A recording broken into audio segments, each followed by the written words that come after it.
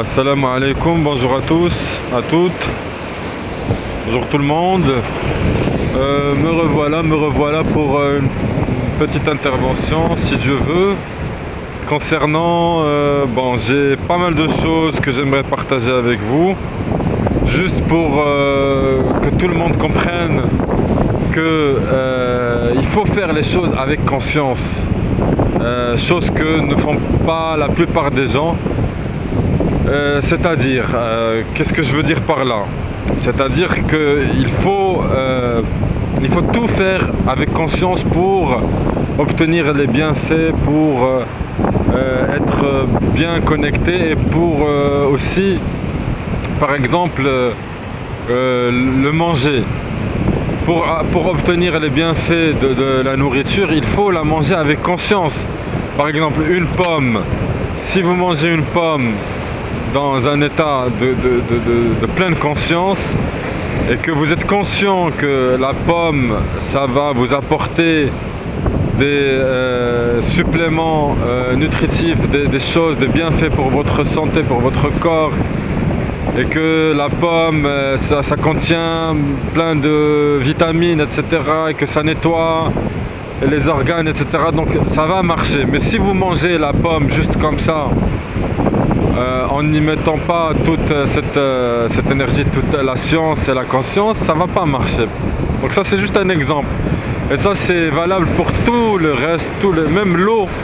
L'eau, si on ne boit pas l'eau avec conscience, avec concentration, etc., ça va pas apporter pas plus que si on boit de l'eau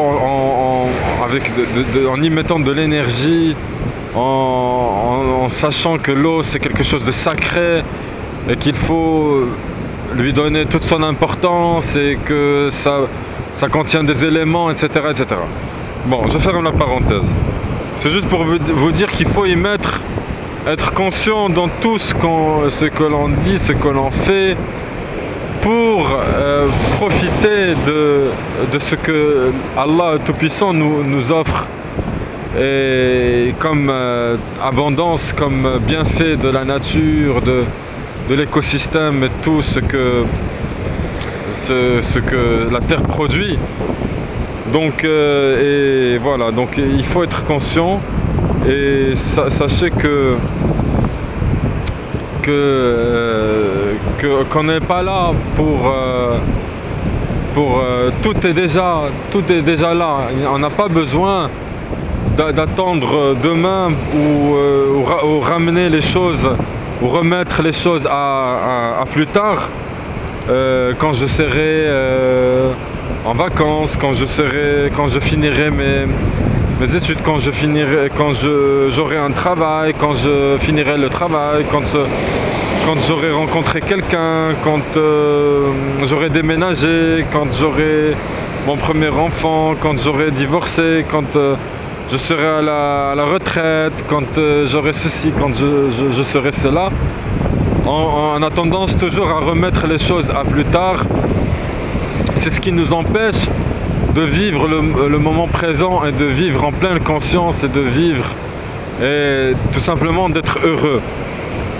Parce que pour obtenir les bonnes choses, les belles et bonnes merveilleuses choses que Dieu nous offre, il faut être dans la pleine conscience et dans le présent. Et voilà, le passé, il est passé, c'est comme ça, et le futur, il n'existe pas. Donc c'est à nous de créer, bien sûr, avec la belle création de Dieu, qui est déjà là, de faire, et avec notre libre arbitre, de créer notre réalité en fonction de l'énergie qu'on peut y mettre. Et justement, c'est ce qui est très important aussi, c'est de comprendre qu'il faut être dans le présent.